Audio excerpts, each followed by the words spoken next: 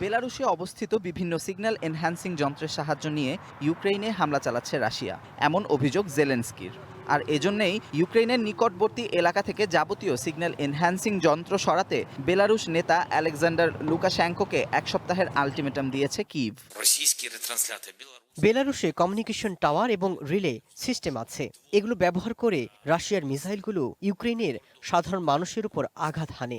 এক সপ্তাহের মধ্যে এগুলো সব বন্ধ করতে হবে, নয়তো আমরা নিজেরাই সেগুলো বন্ধ করে দেব।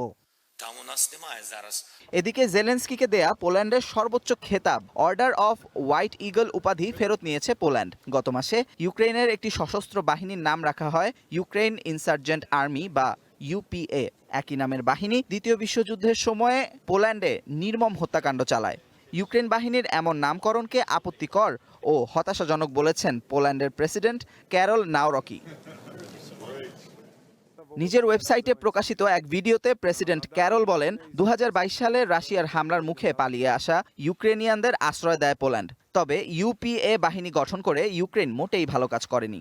এই নামটি পোল্যান্ডের লাখ লাখ মানুষের সাথে ঘটে যাওয়া ঘৃণ্য অপরাধের সাথে জড়িত। পোল্যান্ডের এমন সিদ্ধান্তের নিন্দা জানিয়েছেন ইউক্রেনের পররাষ্ট্রমন্ত্রী আন্দ্রি সিবিহা। এটিকে পোল্যান্ডের কৌশলগত ভুল ও অসম্মানজনক আচরণ বলছেন তিনি। Amanur Rahman, one international desk.